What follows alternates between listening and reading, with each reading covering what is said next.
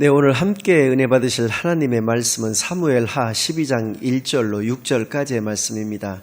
구약 479쪽에 있는 사무엘하 12장 1절로 6절까지의 말씀을 제가 봉독해 올려드리겠습니다. 여호와께서 나단을 다윗에게 보내시니 그가 다윗에게 가서 그에게 이르되 한 성읍에 두 사람이 있는데 한 사람은 부하고 한 사람은 가난하니 그 부한 사람은 양과 소가 심히 많으나 가난한 사람은 아무것도 없고 자기가 사서 기르는 작은 암양 새끼 한 마리뿐이라. 그 암양 새끼는 그와 그의 자식과 함께 자라며 그가 먹는 것을 먹으며 그의 잔으로 마시며 그의 품에 누움으로 그에게는 딸처럼 되었거늘 어떤 행인이 그 부자에게 오매 부자가 자기에게 온 행인을 위하여 자기의 양과 소를 아껴 잡지 아니하고 가난한 사람의 양 새끼를 빼앗아다가 자기에게 온 사람을 위하여 잡았나이다 하니 다윗이 그 사람으로 말미암아 노하여 나단에게 이르되 여호와의 살아계심을 두고 맹세하노니 이 일을 행한 그 사람은 마땅히 죽을 자라. 그가 불쌍히 여기지 아니하고 이런 일을 행하였으니 그 양새끼를 4배나 갚아주어야 하리라 한지라. 아멘. 하나님 아버지 감사드립니다. 오늘도 귀한 성일로 교회로 예배로 인도하여 주신 은혜를 진정으로 감사드립니다. 이 시간 아버지께서만 함께하여 주시어 아버지께서만 영광 받아주시는 귀한 은혜의 시간으로 인도하여 주시옵소서. 모든 것을 감사드리오며 예수 그리스도의 이름으로 기도드리옵나이다. 아멘. 네, 오늘은 하나님을 알아야 산다 사무엘하 그 두 번째 시간으로 오늘 본문 말씀을 중심으로 해서 여러분들과 함께 은혜 나누는 시간을 갖도록 하겠습니다. 오늘 본문 말씀 그 사무엘하 12장 직전 절이 11장 27절인데 그 하반절을 보니까 다윗이 행한 그 일이 여호와께서 보시기에 악하였더라라고 기록되어 있는 것을 볼 수 있습니다. 도대체 하나님의 마음에 합했던 그 다윗, 그래서 누구보다도 하나님의 은혜와 사랑을 한 몸에 받았던 그 다윗이 어떤 악한 일을 행하였던 것인지, 다윗이 행하였던 그 악한 일이 하나님 보실 때 그 악한 일이 성경상에 기록된 첫 번째 경우에 해당되는 이 구절인데요. 그래서 사무엘하 11장과 12장에서는 다윗과 밧세바 사건이라고 하는 사건이 기록되어 있습니다. 그래서 오늘은 하나님이 보시기에 악했던 그 일이라고 하는 것이 어떤 일이었는지, 그러나 그럼에도 불구하고 다윗에게 베풀어 주셨던 하나님의 그 은혜와 사랑을 그에게서 온전히 거두어 가시지 않았던 그 이유에 대해서 살펴보겠습니다. 먼저 사무엘하 11장 12장의 내용을 간략하게 살펴보겠습니다. 11장 1절 말씀을 보니까 이스라엘과 암몬 사이에 전쟁이 발발되었습니다. 그런데 특이한 것은 그 전장의 자리에 있어야 될 다윗이 군대 장관 요압과 이스라엘 군대만을 그 전장에 보내고 자신은 수도 예루살렘에 머물러 있었더라고 기록되어 있었다는 것입니다. 자신이 있어야 될 곳에 있었더라면 아마도 이 죄악이 발생되지 않았을 수도 있었을 것입니다. 2절 말씀을 보니까 어느 날 저녁 침상에서 일어난 다윗이 왕궁 옥상을 거닐다가 아래를 내려다보게 되었고 때마침 어떤 한 여인이 목욕하고 있는 모습을 보았는데 그 모습이 심히 아름다웠다라고 기록되어 있습니다. 다윗이 저녁에 일어났던 이유는 무엇이겠습니까? 그것은 그의 부하들이 전쟁터에 나가서 전쟁을 벌이고 있는 중에 낮잠을 잤었다는 얘기가 되겠습니다. 그래서 자야 될 시간인 그 저녁 시간에 더 이상 잠을 이룰 수가 없어서 저녁에 일어났다라고 하는 것입니다.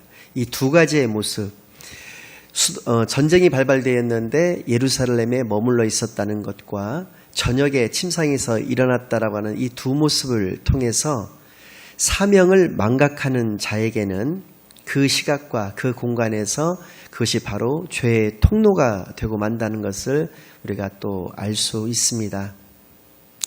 3절 말씀을 보니까 사람을 시켜서 그 여인이 누구였는지를 알아보게 했습니다. 그랬더니 그는 엘리암의 딸이요 또 우리야 그 아내였던 밧세바였다라고 보고를 받게 됩니다. 엘리암의 딸이라고 나왔다는 것은 엘리암이 중요한 인물이라는 의미를 가지고 있습니다. 그런데 엘리암보다도 더 중요한 의미를 가지고 있는 것은 엘리암의 아버지 아히도벨이라고 하는 사람입니다. 아히도벨은 쉽게 예를 든다면 삼국지의 예를 들었을 때 제갈공명과 같은 사람이었습니다. 그래서 그는 다윗의 책사였고 지략가였고 모사가였었습니다. 그랬던 그가 나중에 그 아들, 다윗의 아들 압살롬이라고 하는 사람이 다윗을 죽이고 또 다윗의 뒤를 이어 왕위에 오르고자 하는 반역 사건을 일으키는데 그때 또 압살롬의 책사가 되고 맙니다. 아마도 이 자기의 손녀딸이었던 그 밧세바의 그 사건으로 인해서 다윗에게 그동안 가졌던 모든 존경들을 다 걷고 다윗을 굉장히 미워하는 마음이 강했던 것으로 그렇게 보여집니다. 아무튼 아히도벨의 손녀딸이었고 엘리암의 딸이었다라고 나와 있고요. 중요한 것은 우리아의 아내였다라고 해쪽 속 우리아의 아내였다라고 또 기록되어 있다는 것입니다. 즉 유부녀였다는 것입니다. 유부녀인 것을 알았지만 그를 왕궁에 불러들여서 그가 생리기간이 마침 끝나 있었던 그 기간에 동침을 하게 되고 4절 5절 말씀을 보니까 임신까지 하게 되었다라고 기록되어 있습니다. 여기서 한 가지 우리가 주목해야 될 것은 하나님의 마음에 합하였고 하나님으로부터 크나큰 은혜와 사랑을 한 몸에 받았던 다윗이지만 그도 인간이었기에 인간적인 약점이 하나 있었다는 것입니다. 그것은 바로 여자에게 약했다는 것입니다. 즉 세상 말로 얘기하자면 여자를 많이 밝히는 남자였다라고 하는 것입니다. 첫 번째로 우리가 알 수 있는 사건은 미갈이라고 하는 첫 부인과의 문제입니다. 미갈은 사울 왕의 딸이었습니다. 그래서 다윗이 장군이었던 시절에 미갈과 혼인시키게 되는데 나중에 질투에 눈이 멀었던 사울이 다윗을 죽이고자 이렇게 몇 년간을 쫓아다녔었던 적이 있었는데 그때 미갈을 다른 곳으로 시집을 보내게 됩니다. 그런데 나중에 다윗이 왕위에 오르고 난 후에 행복한 가정을 이루고 있었던 미갈을 자신의 원래의 부인이었기 때문에 데리고 오는 것입니다. 그런데 지난 시간에 우리가 살펴보았던 다윗의 여호와의 궤를 다윗성으로 옮겨오는 과정 속에서 다윗이 너무 기쁜 나머지 힘있게 춤을 추다가 옷이 흘러내리고 말았습니다. 그래서 상체는 물론이려니와 하체까지 다 드러나는 일이 벌어졌었는데 그것을 지켜보고 있었던 미갈이 어렸을 때부터 공주로 자라왔던 사람이었기 때문에 천하디 천한 백성들이나 하는 짓을 다윗이 했다라고 다윗을 조롱하게 되는 사건이 있었고요. 그 일로 말미암아서 다윗은 일평생 미갈과 동침하지 않았고 그래서 미갈은 살아있는 과부가 될 수밖에 없었다라는 기록이 성경에 있습니다. 이것으로 보아 알 수 있는 것은 다윗이 반드시 미갈을 사랑해서 데리고 왔던 것이 아니라 어떤 자존심이라고 할까 이런 문제 때문에 데리고 왔었다는 것을 알 수가 있고요. 또 하나 나발이라고 하는 사람이 있었습니다. 굉장히 어리석은 자였는데 이 나발로 인해서 다윗이 그를 죽이고자 또 그뿐만 아니라 그의 집안까지도 다 멸하고자 했었는데 그때 그의 부인이었던 아비가일이라고 하는 사람이 중간에 그를 막아서서 그 놀라운 지혜와 총명으로 그 다윗이 죄를 짓게 하는 것을 막았던 사건이 있었는데 어쨌든 나발이 얼마 있지 않아서 죽고 말았는데 상중에 있었던 아비가일을 사람을 보내서 데리고 와서 자기의 부인으로 삼는 일도 있었다라고 하는 것입니다. 다윗은 30세에 즉위하여 40년간 이스라엘을 통치하였던 이스라엘의 제2대 왕이었었는데요. 그 40년의 즉위 기간 동안에 헤브론이라고 하는 데서 7년 반 동안 다스렸었고 예루살렘에서 33년 동안을 다스렸었습니다. 근데 이미 헤브론의 7년 반 동안의 통치 기간 중에 6명의 부인을 두고 있었고요. 예루살렘에 돌아와서는 얼마나 많은 부인을 두었는지조차 우리가 가늠할 수가 없을 정도로 많은 부인을 두었었습니다.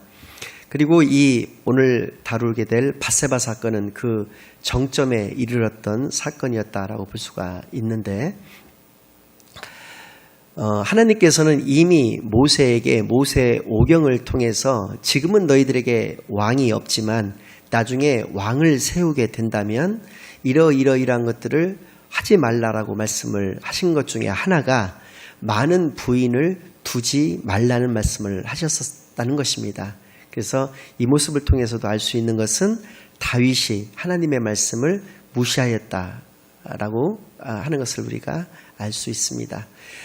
공의의 하나님이시기에 하나님께서는 아무리 그를 사랑하셨다고는 하지만 그를 용서치 않으셨습니다.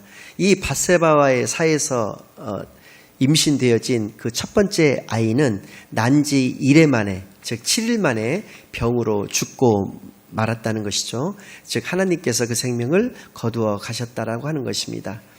그리고 그의 장자 암논이라고 하는 그 아들이 있었는데 장자였기 때문에 다윗의 뒤를 이어서 왕위 계승서열 1위였던 자였습니다. 그런 그가 배다른 이복 동생 다말이라고 하는 동생을 강간하는 사건이 벌어집니다. 즉 근친상간을 하게 되는 것이죠. 그런데 그의 친오빠가 되었던 압살롬이라고 하는 또 다른 암논의 입장에서 봤을 때는 배다른 남동생이 있었는데 이 압살롬에 의해서 몇 년 뒤에 치밀한 계획을 세워서 죽이고 마는 사건이 발생을 하는데요. 이 일로 인해서 압살롬 역시도 몇 년 동안 피신해 있다가 몇 년 뒤에 아버지 다윗과 화해하는 척 쇼를 벌이고 다시 또 몇 년 정도 지나서 다윗이 방심하고 있을 그때에 아까 말씀드린 바와 같이 반역을 저지르게 되고 그 반역의 결과로 압살롬마저도 죽임을 당하게 되고 또 그를 추종했던 많은 이스라엘 군인들 역시도 죽임을 당하게 되었다는 것입니다.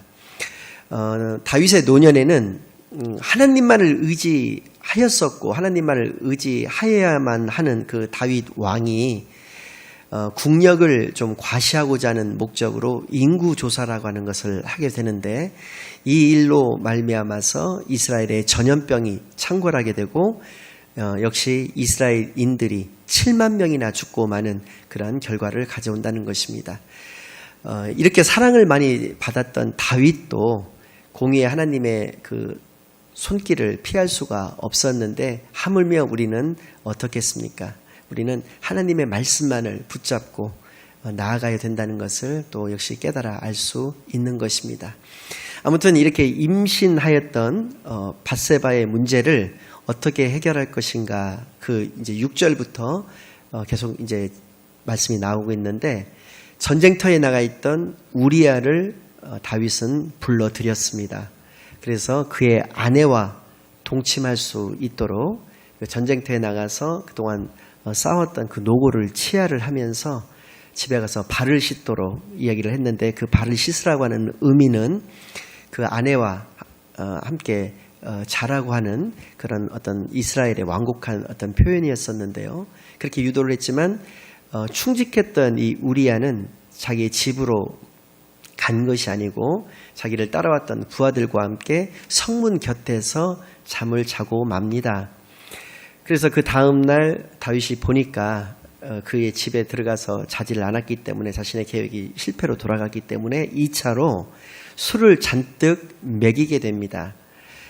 그래서 술김에 가서 자기 집에 가서 아내와 잘 줄 알았는데 역시나 또 그날도 성문 근처에서 집으로 가지 않고 자고 마는 우리아의 모습을 보고 다음날 할 수 없이 요압 장군에게 갖다 주라고 하면서 자신이 직접 편지를 써서 우리아에게 들려서 부대로 되돌려 보내게 됩니다. 편지의 내용은 전쟁이 한참 진행 중에 있을 때에 우리아를 그 치열한 전투의 현장에 남겨두고 나머지들은 다 철수를 하라고 하는 그러한 내용이었습니다. 다윗 왕에게 충성을 다했던 요압 장군은 이상했겠지만 다윗에게 어떤 뜻이 있어서 그러려니 하면서 우리아를 그렇게 처리를 하게 되고 우리아와 우리아의 그 부하들은 그 자리에서 죽임을 또 맞게 되는 것입니다. 여기서 할 수 있는 다윗의 죄악들은 정말 수를 헤아릴 수 없을 정도로 많지만 대표적인 것들을 먼저 좀 말씀을 드린다면 그는 간음하였던 자였다는 것입니다. 두 번째는 거짓을 행한 자였다는 것입니다. 즉 임신한 그 밧세바의 문제를 우리아가 밧세바와 임신하여서 밧세바와 동침하여서 임신한 것 마냥 그렇게 꾸미려고 했다는 것이고요. 그렇게 충직했던 우리아를 속이려고 했다라고 하는 것입니다. 그러니까 사기와 배신을 했던 그런 거짓을 행한 자였다라고 하는 것이고요. 또 하나는 자신의 직권을 남용해서 살인을 하였던 자라는 것입니다. 우리아뿐만 아니라 우리아의 부하들까지도 이렇게 죽였던 것이고요.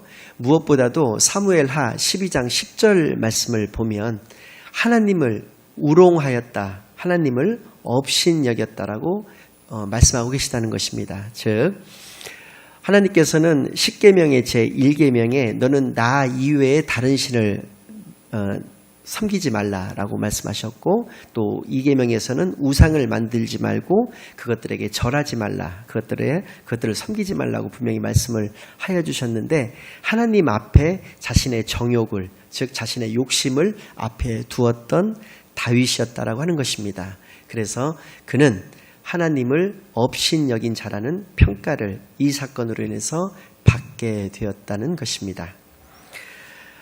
그래서 오늘 본문 말씀은 나단 선지자를 통해서 하나님께서 다윗에게 말씀하시고 계시는 내용입니다. 나단이 다윗에게 찾아와서 이렇게 얘기합니다. 어느 마을에 두 사람이 살고 있었습니다. 한 사람은 부자여서 양과 소가 심히 많았고, 한 사람은 매우 가난하여서 작은 암양 새끼 한 마리밖에 없었는데 그것조차도 애완용으로 길렀다는 것입니다. 자기가 먹는 것을 먹였고 자기의 잔으로 마시게 했고 자신의 품에서 재웠다는 것입니다. 즉 딸처럼 그 암양 새끼를 길렀다라고 하는 것이죠. 그런데 이 부자에게 어느 날 친척도 아니고 중요한 손님도 아닌 행인이 그를 찾아왔을 때 자기의 양과 소로 그를 접대하는 것을 아까워해서 이 가난한 사람의 그 암양 새끼를 빼앗아다가 그것으로 그 행인을 접대하였다라고 이야기를 하니까 다윗이 내가 살아계신 하나님의 이름으로 맹세하노니 그놈을 잡아 죽이겠다라고 이야기를 하고 있는 것입니다. 그리고 그 양새끼를 4배나 갚아주겠다라고 이야기를 하고 있다는 것입니다. 그래서 오늘 읽지는 않았지만 7절부터 12절까지의 말씀을 보면 나단 선지자가 당신이 바로 그 사람이다, 당신이 바로 그 부자다라고 얘기를 하면서 하나님의 징계의 내용에 대해서도 이야기를 하고 있는 장면이 나오고 있는데, 이것은 제가 좀 빠른 속도로 읽어드리겠습니다.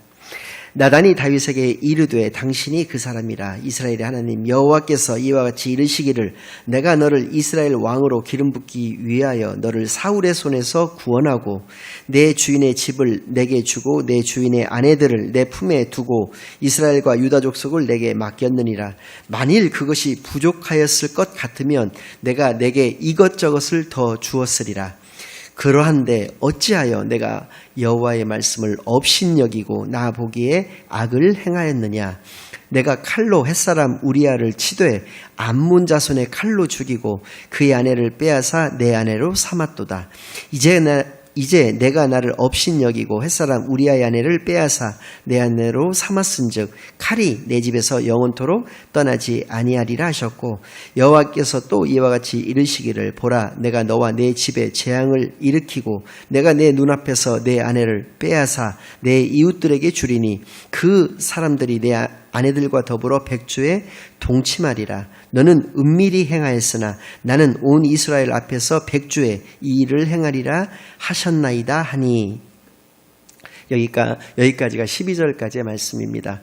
앞에 말씀드린 바대로 압살롬이라고 하는 그의 아들이 반역사건을 일으켰을 때 아주 잠시 동안이지만 수도 예루살렘을 본인이 차지를 하고 다윗과 그 일행은 쫓겨서 도망한 적이 있었는데, 그때 다윗의 후궁들을 이 압살롬이 백주에 사람들이 보는 데에서 범하고 많은 사건이 벌어집니다. 그것을 하나님께서 미리 이제 말씀하고 계시다라고 하는 것이고요. 그런데 중요한 것은 그 13절의 내용이 되겠습니다. 왜 하나님께서 다윗을 직접적으로 벌하시지 않았는지 그 내용이 나오고 있습니다. 13절, 14절, 15절까지를 쭉 읽고 이어서 말씀을 드리도록 하겠습니다. 다윗이 나단에게 이르되 내가 여호와께 죄를 범하였노라 하매 나단이 다윗에게 말하되 여호와께서도 당신의 죄를 사하셨나니 당신이 죽지 아니하려니와 이 일로 말미암아 여호와의 원수가 크게 비방할 거리를 얻게 하였으니 당신이 낳은 아이가 반드시 죽으리이다 하고 나단이 자기 집으로 돌아가니라. 아멘. 아까 말씀드린 바대로 다윗과 밧세바에게서 낳은 첫 아이는 이 징계로 말미암아 죽고 맙니다. 그런데 문제는 다윗을 직접 죽이시지 않았던 이유가 13절에 기록되었다는 것입니다. 분명 그는 죽을 죄를 한두 가지도 아니고 여러 가지를 지은 죄인 중에 죄인이었습니다. 그런데 당시에 이스라엘뿐만 아니라 모든 나라들의 왕들은 다 이같이 많은 부인들을 두었고, 또 이러한 어떤 그 밧세바를 취했던 것은 심한 죄였지만은 이러한 것들이 비일비재한 모습들이었다라고 하는 것입니다. 그러나 다윗은 하나님의 사람이었습니다. 그래서 밧세바도 우리야도 요압도 자기가 마음대로 주무를 수가 있었지만, 그리고 나단 역시도 마찬가지입니다. 이 일이 외부로 알려지게 되면 이스라엘뿐만 아니라 다른 나라들에게까지 전파가 되게 되면 다윗이 하나님의 사람으로서 굉장히 신실하고 좋은 그러한 훌륭한 왕인 줄 알았더니 그도 별 수 없이 사람이었구나. 그도 별 수 없이 왕이었구나. 세상의 왕과 같은 왕이었구나라고 하는 조롱을 받았을 것입니다. 그래서 그의 입막음 차원에서 나단을 죽일 수도 있었다라고 하는 것입니다. 나단 역시도 앞서의 밧세바처럼 우리야처럼 그리고 요압처럼 자기 마음대로 할 수가 있었다라고 하는 것입니다. 그러나 그가 하나님의 사람이었기에, 즉 하나님을 대신하여 와서 하나님의 말씀을 증거한 자였기에 그의 앞에 납작 엎드려서 하나님께 깊이 회개하였다는 것입니다. 이 모습을 하나님께서는 보셨다라고 하는 것이 성경에 기록되어 있는 것입니다. 사무엘하 11장의 시작은 암몬과의 전쟁이 벌어졌다는 것이었고, 12장의 마지막은 그 암몬과의 전쟁에서 대승을 거두었다는 모습이 나오고 있습니다. 즉 외부의 적은 이렇게 물리칠 수 있었습니다. 그러나 이것도 역시 이 11장, 12장도 샌드위치 기법으로 사용되어진 것인데, 그 중간에 있는 내용은 다윗이 스스로의 죄를 이기지는 못했다. 스스로의 죄의 유혹에서 벗어날 수는 없었다. 그러니까 내부의 적에게는 패했었다라고 하는 것이 기록되어 있다는 것입니다. 그러나 다윗은 하나님 앞에 회개하였던 자였습니다. 자신이 왕이었음에도 불구하고 하나님의 사람이었다는 것을 망각하지 않고 비록 죄를 지었지만 하나님 앞에 깊은 회개를 하였다는 것을 하나님께서 보셨다는 것을 우리가 알 수 있습니다. 결론을 말씀드리겠습니다. 구약과 신약, 그러니까 성경 모두는 의인은 없나니 하나도 없다라고 말씀해주고 계십니다. 인간은 단 한 사람도 예외 없이 죄인이기 때문에 하나님의 은혜와 사랑 가운데서만 믿음을 가질 수 있는 것이고, 하나님은 그 믿음을 보시고 우리를 구원하여 주신다는 것입니다. 이것이 바로 기독교의 핵심 사상이라 할 수 있는 이신칭의의 사상인 것입니다. 즉 우리는 죄인으로 태어나서 죄인으로 살다가 죄인으로 죽을 수밖에 없는 그런 존재였지만, 하나님께서 독생자 예수님을 이 땅에 육신으로 보내어 주시어 내 죄를 해결하여 주시기 위하여 십자가에서 죽으셨고, 이것을 믿기만 하면 우리를 의인 삼아 주신다라고 하는 것입니다. 그런데 이 믿음을 가졌음을 증명할 수 있는 것은 크게 두 가지가 있는데, 첫째가 바로 오늘 본문에서 다윗의 모습과 같은 회개인 것입니다.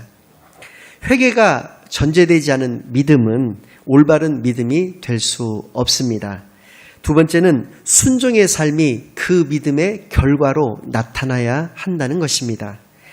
회개가 수반되지 않은 믿음은 거짓 믿음인 것이고, 순종의 삶이 수반되지 않은 믿음 역시도 거짓 믿음이라는 것을 알 수가 있습니다. 다윗은 그의 남은 생애 동안 이와 똑같은 죄악을 저지르지 않았다는 것을 기억하여서 우리가 하나님 앞에 하나님과 우리와의 관계가 올바르지 못한 것을 회개하였다면 그와 똑같은 죄는 다시는 짓지 않으면서 살아가실 수 있는 존귀한 하나님의 자녀들만이 다 되시기를 예수 그리스도의 이름으로 간절히 축원합니다. 아멘. 기도드리겠습니다. 하나님 아버지 감사드립니다.